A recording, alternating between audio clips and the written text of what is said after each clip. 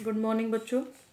बेटा अज असी last topic करांगे इस चैप्टर का इमल्शनस एंड जैल्स। ठीक है, तो उस तो बाद कंटिन्यू करांगे एप्लीकेशन ऑफ कोलाइड्स।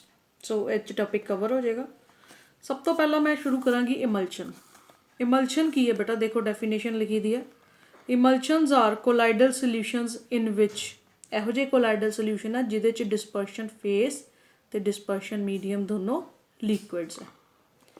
एक गल ध्यान दिओ, इमल्शनस जिहड़े है वो लिक्विड कोलाइडल सिस्टम्स ने। ठीक है, और सब तो ज़्यादा ध्यान देने वाली गल है कि वो दोनों लिक्विड्स की होणगे इममिसिबल, एक दूजे च घुलणगे नहीं वो आसानी नाल। ठीक है, नैचुरल एग्जाम्पल इमल्शनस की की है मिल्क। ਇਹਦੇ 'ਚ ਕੀ ਹੁੰਦਾ फैट वाटर च पाया ਹੁੰਦਾ। ठीक है, नैचुरली अकरिंग एग्जाम्पल है। सो प्रैपरेशन, क्योंकि ये दोनों इममिसिबल है तो इन्हों प्रिपेयर करा किस तरह करांगे, विगरस शेकिंग करांगे इन्हों दोनों की।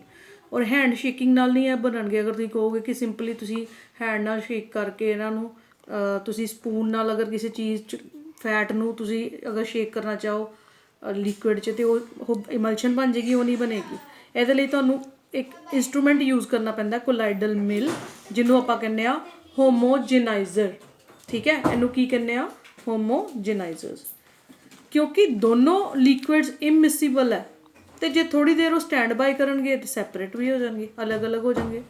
जिवें देखो दुध नूं गर्म करके ठंडा करते हैं जब तो अपने आप ही फैट उत्तों सैपरेट हो जाता है ना। इन्हां इमल्शनस नूं स्टेबल बनाउण लई कि ਇਹ इमल्शन स्टेबल रहन, वापस अपने अपने डिस्पर्शन मीडियम तो डिस्पर्शन फेस च अलग अलग ना होन, असी एक सबसटेंस ऐड करते हैं, उन्होंने कहने इमल्सीफाइंग एजेंट। ठीक है बेटा, आ इमल्सीफाइंग एजेंट का की काम हुंदा है कि दोनों लिक्विड्स दे विच जिहड़ी टेंशन है फ्रिक्शन दी एक दूजे नूं अलग अलग करन दी, उन्होंने रिड्यूस करना। ठीक है, सो जिहड़ी प्रोसैस है जिहदे नाल असीं इमल्शन नूं स्टेबलाइज करने आ उन्होंने कहते हैं इमल्सीफिकेशन, और जो असीं पाने आ स्टेबलाइज करन नूं उन्होंने कहते हैं इमल्सीफायर एजेंट। हुण टाइप ऑफ इमल्शनस, दो तरह दी इमल्शनस है बेटा। लिक्विड इमल्शनस होंदियां, सो दो तरह दी, ऑयल इन वाटर टाइप ते वाटर इन ऑयल। ठीक है, एक एक करके दोनों नूं असीं स्टडी करते हैं। ऑयल इन वाटर की है जिहदे च डिस्पर्शन फेस ऑयल है, डिस्पर्शन मीडियम वाटर है। It is oil in water, ज़्यादा वाला की है वाटर, डिस्पर्शन मीडियम की है वाटर। एग्जाम्पल मिल्क, फैट पानी दे विच घोलिया हुंदा। ठीक है, वैनिशिंग क्रीम आ क्रीम हुंदी है बेटा जिहड़ी जिन्हां दी ऑयली स्किन हुंदी है उन्होंने थोड़ी ड्राई रखण लई। ठीक है, और इन्हां नूं एक्वस इमल्शनस भी कहंदे आ, क्योंकि यह ऑयल इन वाटर टाइप है तो वाटर मीडियम है तो इनू एक्वस इमल्शन कहने। अगली है वाटर इन ऑयल। ओबवियसली इस डिस्पर्शन फेस की है वाटर और मीडियम की है ऑयल। एग्जाम्पल की है बटर, थोड़ा जा वाटर बहुत ज़्यादा ऑयल दे विच, या कोल्ड क्रीम, और इन्हों ऑयली इमल्शनस भी कहने। ठीक है, आ डायग्राम देखो, ऑयल इन वाटर,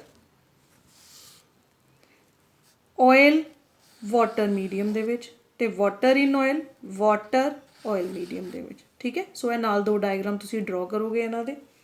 ठीक है बेटा जी, दोनों इमल्शनस जिहड़ियां आ इंटर कन्वर्टिबल है, इन्हां नूं एक दूजे च कन्वर्ट किया जा सकता है। किस तरह कन्वर्ट करांगे, ऑयल इन वाटर नूं मैं वाटर इन ऑयल च करना है। ठीक है, ऑयल इन वाटर नूं मैं वाटर इन ऑयल करना, मैं सिंपली ऑयल ऐड कर दांगी। वाटर इन ऑयल नूं मैं ऑयल इन वाटर करना तो बहुत ज़्यादा वाटर ऐड कर दो। So just by changing the ratio of dispersion phase and dispersion medium, both are interconvertible. ठीक है, आइडेंटिफिकेशन वेरी वेरी इंपॉर्टेंट।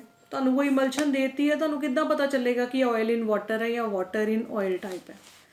पहला टेस्ट है डिल्यूशन टेस्ट। तुहाडे कोई इमल्शन है, उहदे च पानी पा रहे हो, अगर तो पानी घुल जाता डिल्यूशन हो जाती है, यदा मतलब it is oil in water type.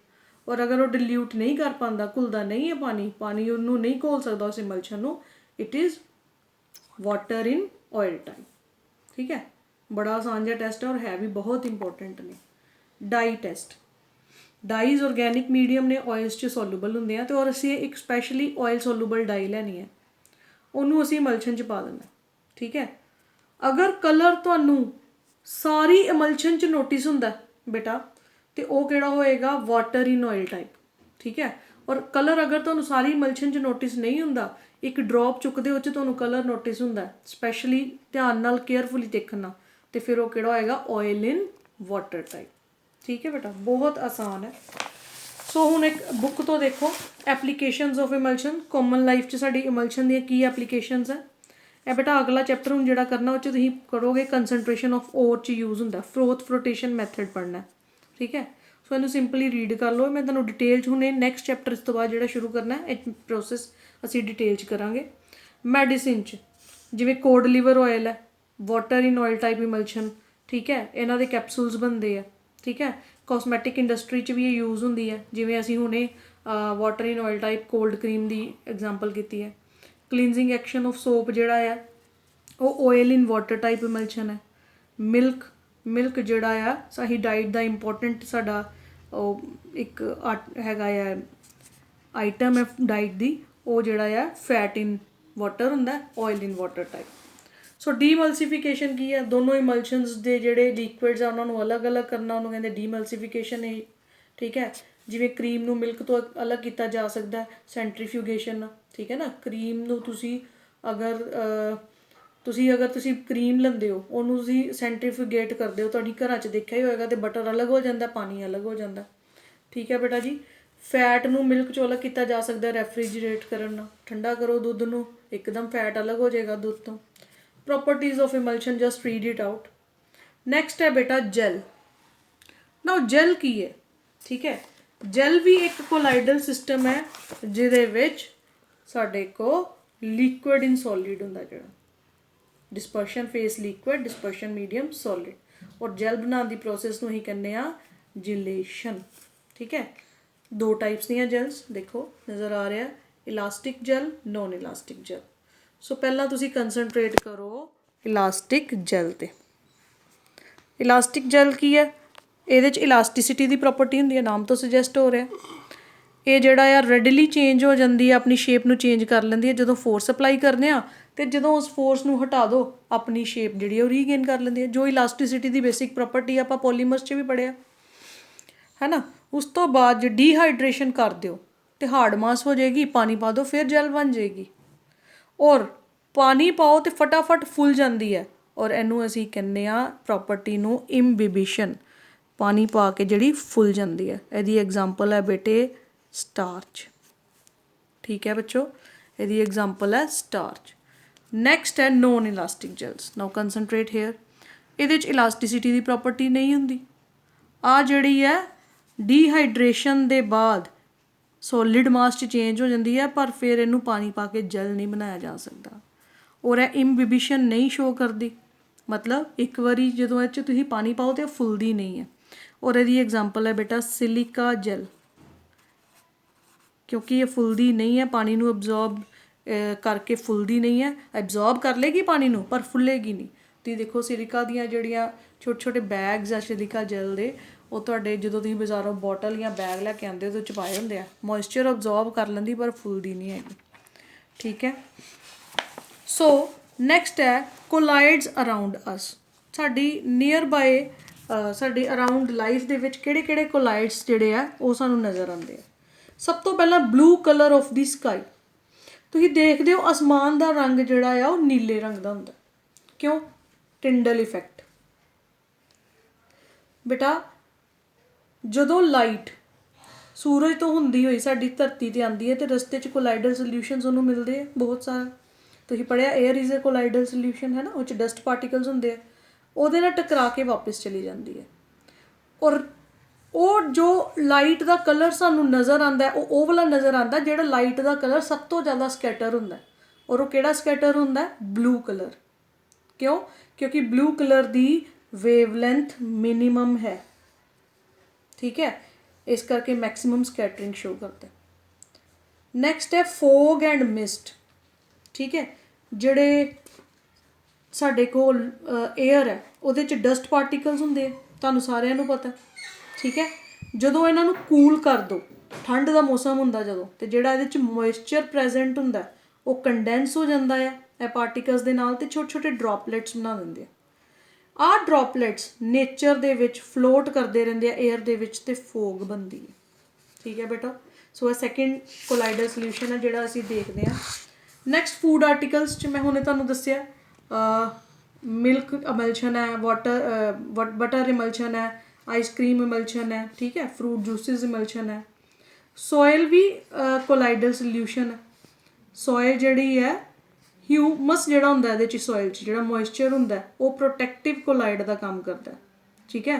ਕੋਲਾਈਡਲ nature ਹੋਣ ਦੇ ਕਾਰਨ ਸੋਇਲ ਜਿਹੜੀ ਹੈ ਮੋਇਸਚਰ ਨੂੰ ਐਬਜ਼ੌਰਬ ਕਰ ਲੈਂਦੀ ਹੈ, ਅਤੇ ਬਾਕੀ ਵੀ ਜਿਹੜੇ ਨਰਿਸ਼ਿੰਗ ਸਬਸਟੈਂਸਿਸ ਹੁੰਦੇ ਆ ਉਹਨਾਂ ਨੂੰ ਐਬਜ਼ੌਰਬ ਕਰ ਲੈਂਦੀ ਹੈ। ਪਹਿਲੇ ਦਿਨ ਜਦੋਂ ਚੈਪਟਰ ਕਰਾਇਆ ਸੀ ਮੈਂ ਤੁਹਾਨੂੰ ਦੱਸਿਆ ਸੀ ਡਾਈ ਇੱਕ ਇਮਲਸ਼ਨ ਹੈ ਔਰ ਕੋਲਾਈਡਲ ਸੋਲਿਊਸ਼ਨ ਹੈ। ਡਾਈ ਜਿਹੜੀ ਆ ਉਹਦੇ 'ਚ ਮੋਰਡੈਂਟ, ਕਈ ਕੱਪੜਿਆਂ ਨੂੰ ਕਲਰ ਨਹੀਂ ਹੋ ਪਾਉਂਦਾ, ਅਸੀਂ ਉਹਨਾਂ ਨੂੰ ਕਲਰ ਚੜਾਉਣ ਲਈ ਕੀ ਕਰਨੇ, ਅਸੀਂ ਪਹਿਲਾਂ ਉਹਨਾਂ ਨੂੰ ਮੋਰਡੈਂਟ 'ਚ ਡਿਪ ਕਰਦੇ ਹਾਂ। ਮੋਰਡੈਂਟ ਕੀ ਹੈ ਬੇਟਾ, ਇੱਕ ਕੋਲਾਈਡਲ ਸਸਪੈਂਸ਼ਨ ਹੈ। ਇਹ ਕੀ ਕਰਦਾ ਆ, ਜਦੋਂ ਉਹਨੂੰ ਕੱਪੜੇ ਨੂੰ ਪਹਿਲਾਂ ਇਹਦੇ 'ਚ ਡਿਪ ਕਰਾਂਗੇ, ਹੁਣ ਡਾਈ 'ਚ ਡਿਪ ਕਰਾਂਗੇ, ਤੇ ਮੋਰਡੈਂਟ ਇਹਨੂੰ ਐਬਜ਼ੌਰਬ ਕਰ ਲਏਗਾ। ਇਹ ਤੁਹਾਨੂੰ ਮੈਂ ਐਡਜ਼ੌਰਪਸ਼ਨ 'ਚ ਸਮਝਾਇਆ ਸੀਗਾ। ਮੋਰਡੈਂਟ ਜਿਹੜਾ ਆ ਉਹ ਕਲਰ ਨੂੰ ਐਬਜ਼ੌਰਬ ਕਰਦਾ ਤੇ ਕੱਪੜੇ ਨੂੰ ਕਲਰ ਚੜ ਜਾਂਦਾ, ਅਦਰਵਾਈਜ਼ ਕਈ ਕੱਪੜਿਆਂ ਨੂੰ ਰੰਗ ਨਹੀਂ ਹੁੰਦਾ।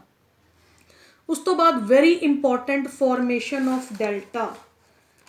ਇਹਦਾ ਕੁਐਸਚਨ ਆਉਂਦਾ ਹੈ ਕਿ ਜਿੱਥੇ ਰਿਵਰ ਪਲੱਸ ਸੀ ਦਾ ਪਾਣੀ ਮਿਲਦਾ ਹੈ ਉੱਥੇ ਡੈਲਟਾ ਕਿਉਂ ਬਣ ਜਾਂਦਾ, ਢੇਰ ਕਿਉਂ ਲੱਗ ਜਾਂਦਾ ਮਿੱਟੀ ਦਾ।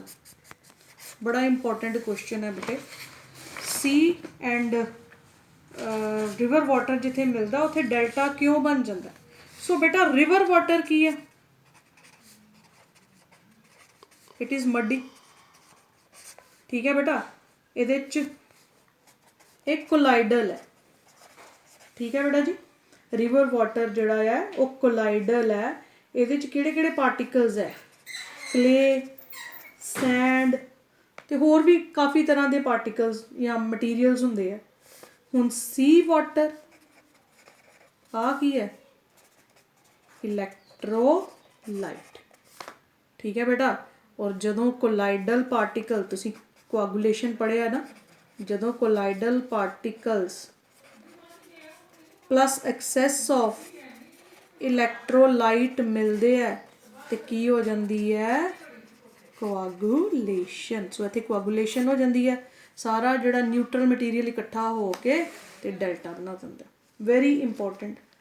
ਉਸ ਤੋਂ ਬਾਅਦ ਮੈਂ ਤੁਹਾਨੂੰ ਦੱਸਿਆ ਸੀਗਾ tail of ਕੋਮੇਟਸ। Falling ਕੋਮੇਟਸ the tail ਕਿਉਂ ਹੁੰਦੀ ਹੈ, ਟਿੰਡਲ ਇਫੈਕਟ 'ਚ ਦੱਸਿਆ ਸੀ ਨਾ।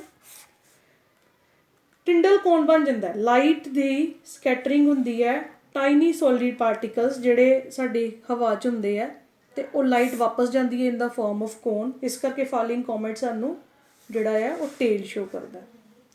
ਬਲੱਡ ਨੈਕਸਟ ਐਮਲਸ਼ਨ ਸਾਡੀ ਲਾਈਫ ਦੇ ਵਿੱਚ ਜਿਹੜੇ ਅਸੀਂ ਕਾਮਨਲੀ ਦੇਖਦੇ ਹਾਂ ਉਹ ਬਲੱਡ। ਬਲੱਡ ਜਿਹੜਾ ਹੈ ਕੋਲਾਈਡਲ ਸੋਲਿਊਸ਼ਨ ਹੈ। ਠੀਕ ਹੈ। ਹੁਣ ਬਲੱਡ ਅਗਰ ਕੋਲਾਈਡਲ ਸੋਲਿਊਸ਼ਨ ਹੈ ਤੇ ਜਦੋਂ ਕਿਸੇ ਦੇ ਚੋਟ ਲੱਗ ਜਾਏ, ਤੁਸੀਂ ਦੇਖੋ ਅਸੀਂ ਉਦੋਂ ਕੀ ਲਗਾਉਂਦੇ ਹਾਂ, ਉਹਦੇ ਪੋਟਾਸ਼ ਆਲਮ ਫਟਕੜੀ ਲਗਾਉਂਦੇ ਹਾਂ ਨਾ, ਉਹ ਕੀ ਕਰਦਾ ਆ, ਕੋਆਗੂਲੇਸ਼ਨ ਕਰ ਦਿੰਦਾ।